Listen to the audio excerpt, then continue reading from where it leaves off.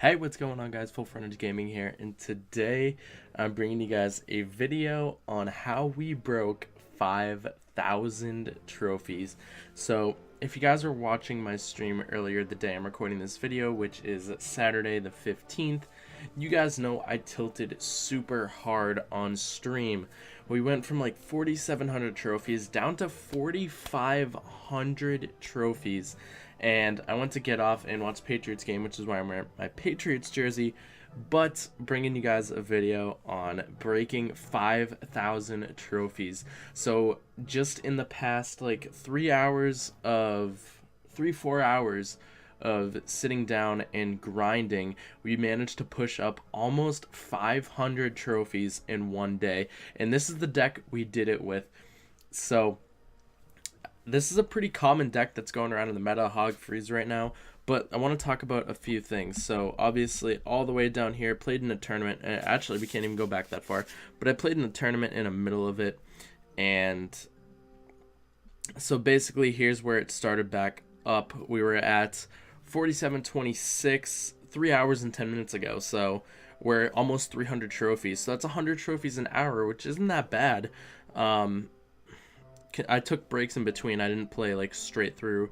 You can see right here there's from 58 to 45, so I took like a 13-minute break. From 45 to 38, again a little break. 38 to 27, so I wasn't going fully at it, like grind. There were a couple grind out, and then there were a couple matches, and here is where it got intense. So I dropped again. I hit 4,900 after this win, and then I dropped again, and then we just finally just climbed back up, lost one, and then won 3 in a row. So I'm going to go over my last 3 wins right here and just kind of commentate through them and explain to you guys what my thought process is with this deck. So it's pretty self-explanatory. The minions are more of a defensive troop, and obviously Hog Rider, Ice Golem, Ice Spirit is a good push. What I typically like to do is get the Ice Spirit and minions down on the Hog Rider. It usually only allows it to get 2 hits. If I can get Elite Barbs down, then it won't get any hits. I just didn't have the Elite Barbarians in my hand at that time, so pushing in right here. A lot of these decks with like cannons and tombstones, they're a little bit difficult because it's cheap defense. So again, here we go, down with the Elite Barbarians. Hog will get 2 hits off because of the Ice Spirit right there. And then I used my Ice Spirit to have my Elite Barbarians go in, and he was able to get the Ice Golem down and kite my Elite Barbarians into the opposite lane, and my Elite Barb gets 1 hit off on tower here. So I still decided that the left lane was the lane to push because my tower is low on health and his tower is lower on health on that side. So that's what we decided to go with. So I dropped my Musketeer in the back, and he's going to Fireball. Now at this time, I honestly don't, like, my Musketeer can get Fireballed in one Fireball. That's happened to me in numerous ladder occasions. So whenever I see a Fireball coming to hit my Musketeer, I just get really nervous. But thankfully that wasn't one of those times, so my Musketeer was able to live. Hog did not get a hit up on tower, but the minions were actually packing a punch on those Barbarians. And the Ice Spirit right there was a really nice play. It only allowed 1 hit on my tower from the Elite Barbarians. At this point in the match, I saw my tower on 913. And I was like, in my head, I literally said, I'm going to lose this battle. You're screwed. He has a cannon. He has a cheap deck. You have an uphill battle. So at this point, I decided to go Hog, Ice Golem with minions in the middle. His minion's distracted. I get my Musketeer down to start shooting away at that Mega Minion. The Hog Rider does fall to the cannon. Right here, he has his Mega Minion coming down. I was going to support it, but then I decided no. Let me sit up and build a couple elixir and build another hard push. He actually puts his Hog Rider down, and it went towards the opposite lane, and I think this killed him. I wasn't even going to touch that Hog Rider. I was more concerned about my push. Then I see 2 Barbs and a Hog going to the tower. I decided this is a perfect opportunity to freeze, and the Hog Rider still lives, just barely, with that zap coming down. His Ice Golem's down. His Mega Minion is going to destroy my Elite Barbarians. Now we're close, but now both of my towers are done. So I'm like, if this game goes into overtime, we're dead. So the Fireball comes out. He hits the Elite Barbarians in the tower. It's 288, I know his fireball does enough damage, so at this point I'm just throwing everything down and getting back to my freeze so I can get the freeze down, because I know he only has Zap and Ice Spirit, and that wasn't enough to stop the push, and we got the win right there. Hi Puberty, how are ya? Alright. And this one was interesting. He had a kind of a weird deck. I also think, like, he has too much splash damage, and I think that's going to come back to bite him in this battle, especially with this deck. And the way I play, I'm always, like, very cautious with where I place my troops. I'm always trying to eliminate as much splash spell damage as possible, so that's going to be at a huge disadvantage for him, considering a majority of his deck was splash damage.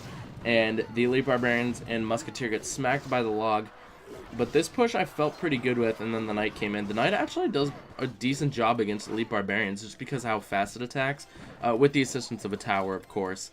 It doesn't do that bad of a job. It's actually a decent counter. It's not the best counter, but it's not the worst. Right there, I actually zapped his Furnace and killed one Fire Spirit, so my Musketeer can get an extra shot off on the Furnace and help take that down, because I saw the max Furnace, and honestly, Furnace chip damage on my tower is something I don't want, especially when I'm getting so close to 5k, so I'm just being like, I was being like super cautious with how I was playing my matches, and I wasn't too worried about the Baby Dragon. It attacks fast, but the Musketeer does more damage, so I wanted to freeze that. I wasn't going to try to freeze both. I would have missed, so I just went for the sure shot. And here I actually...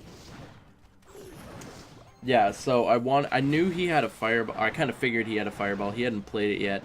But I really wanted to not let him get fireball value. So I was putting my Musketeer on the far right. I was going to put it in the center and kite everything towards the center and make both towers shoot it. But I didn't want him to get fireball value, and I wanted multiple things down at once. So that's why I put the Musketeer on the right side, and then any lure troops would stay in the middle, like Ice Golem, Minions, Ice Spirit, things like that.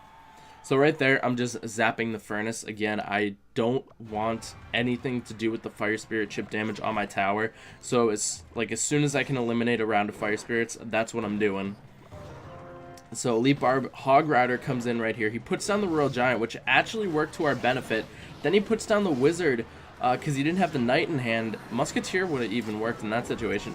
But at this point, I'm just like, yes, let's go. Like, we're getting there. And I knew he wasn't going to be able to do anything with the Royal Giant.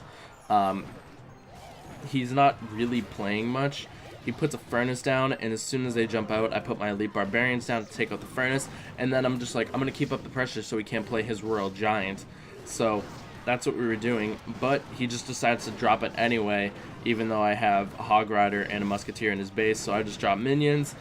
And I was going to freeze, honestly, if we didn't take it down. Like, if he just miraculously, like, destroyed everything I had, I was just going to freeze for the last 6 seconds, because that's how long it lasts. So, good game right there. And this put us 5 trophies away. I went into the clan chat and it was like, oh my god, 5 trophies away.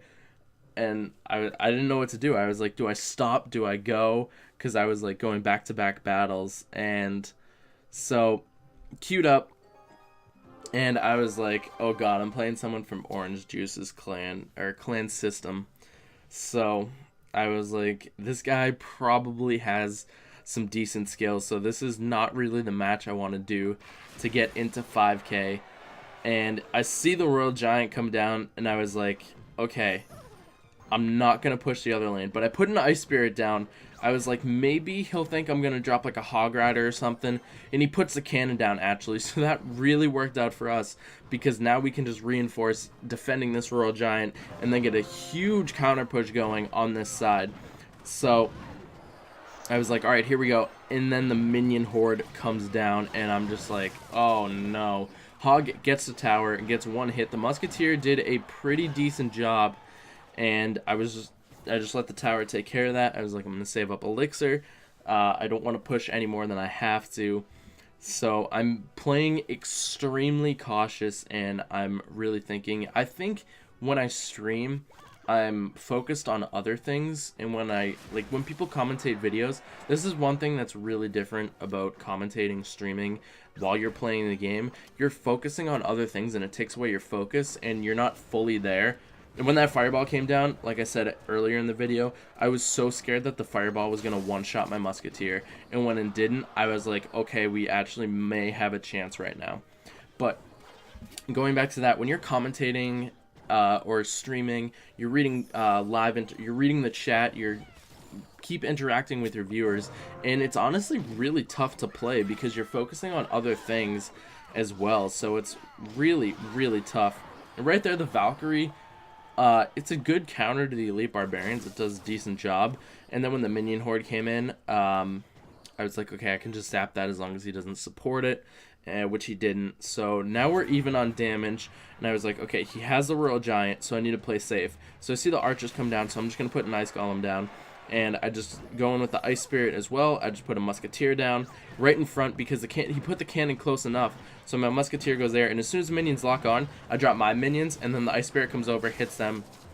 So we have to zap, leaving my Musketeer with some health, and he chooses to fireball my Hog Rider right there, which was really good for us. So I put an Ice Golem down so the Musketeer stays alive and just destroys his supporting troops, get my Elite Barbs down in front, get another Musketeer down. Now I have Elite Barbarians, and then he drops minions again. I drop my minions. Now I have 2 Musketeers up, an Elite Barbarian, and minions on his tower. He decides to zap, so I rush in with the Hog Rider, and the minions will help take us out. We have a half-health Elite Barbarian on the tower. I see this going in. He drops the archers, and then I just freeze right there. And at this point, I literally just go like this, and I cheer.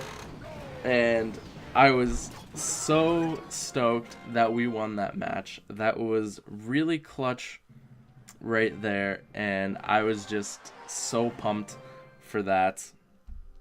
And so that was awesome. We were just talking with the clan. I was like, I got it, let's go. So I do want to finish in the top 200 local, which is definitely going to be tough. It's like just below the 5K mark, so, or 5.1K mark, so it's like less than 60 trophies ahead. But one thing I also want to talk about is I'm playing this deck in a challenge right now. I've been doing this in tournament standard, and it's really fun to play because of the Dark Prince. So we'll do one live attack for you guys here. The video is only 12 minutes right now, but that was the deck I did hit 5K with. And if you guys have any other questions, feel free to join my Discord, hit me up on Twitter, and ask questions about the deck. I'm more than happy to assist you guys with that. So now we're just going to play a live match to end the video with the Dark Goblin, have some fun with it. And the Dark, this Zap bait deck, but I'm going to drop the Dark Goblin right there. I don't think he has the, I'm going to fireball the princess. I actually didn't need to. I think the Dark Goblin would have been plenty for that, so I kind of regret that. I'm going to drop a Dark Prince. He'll help take care of the Skarmy, and minions will do just fine. I'll take a hit, and let's see what he does. He's going to drop the Furnace. I'm going to drop my Dark Goblin. He's going to turn, shoot those. Minions are going to get some chip damage off on the tower. Now the Dark Goblin's going to come in, and he's going to pick away at the tower, and that actually might go below 1,000. It's going to. Wow. Wow. That did so much damage. I honestly didn't expect it to do that much damage. That is awesome. Can I pull that? Oh, this is just beautiful. I'm going to fireball the Furnace now. And the explosion did not hit the Furnace, but it will take out that round of Fire Spirits. I'm going to drop a Zap as it crosses the bridge, and it actually targeted on the Fire Spirit, so we're going to take one hit on our tower, which is fine. I'm going to drop the Inferno Tower because there's literally nothing in his deck that is viable for me to use the Inferno Tower against, so I'm just going to drop it. And as soon as this princess comes into range of the Inferno Tower, I'm going to drop my Dark Goblin, and he's going to take that away and actually not shoot the Furnace. But he is going to now, and that worked out literally perfect for us. So I'm going to get the Dark Prince down, and the Dark Prince should charge in front of the minions, I think. I actually don't know. Let me get the Zap down right there. The minions did not do that, but the Dark Prince charge got off on the tower, and this is going to be perfectly fine for us. So as soon as he comes in with that counter, just drop the Ice Golem right there, and everything explodes. Minions to counter the Goblin Barrel. Fireball's going to come down, and we're just going to take down his tower. I'm going to push the opposite lane, just so we can get some decent damage off there. Let me get the Fireball, or Graveyard down. Fireball that. And then we're just going to literally zap his tower for the win, I hope. Nope, he's going to come in, so we're just going to zap that. But now we still have the lead, so I'm not too worried about it.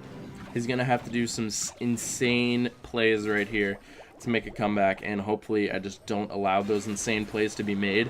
Otherwise, I'm going to be extremely disappointed with myself. So let's get the Dark Prince down and get the Graveyard down, get that Fireball down, get the Zap down right there, take out that Furnace, get the Ice Golem down, Dark Goblin off to the side, Dark Prince right here, and Fireball Zap for the game. Good game. Oops. Good game. So, I really like this deck. One, because it has really good synergy. Two, it's actually pretty strong against the Zap 8 if you can get it in the right positions. You guys see I can take a tower down with it, but it's a little tricky, obviously, because of the mirror. And the mirror Goblin Barrels, nothing dies to it. But with the minions down, it's fairly easy. And if he doesn't mirror if he's mirroring the Furnace the entire time and not the Goblin Barrel, then you really don't have to worry about it. Typically I just kind of Fireball the Furnace in the back. Or I just go in with a Graveyard push and then Fireball the Furnace in the back, so I get more value out of it because he'll usually drop something else to defend the Graveyard.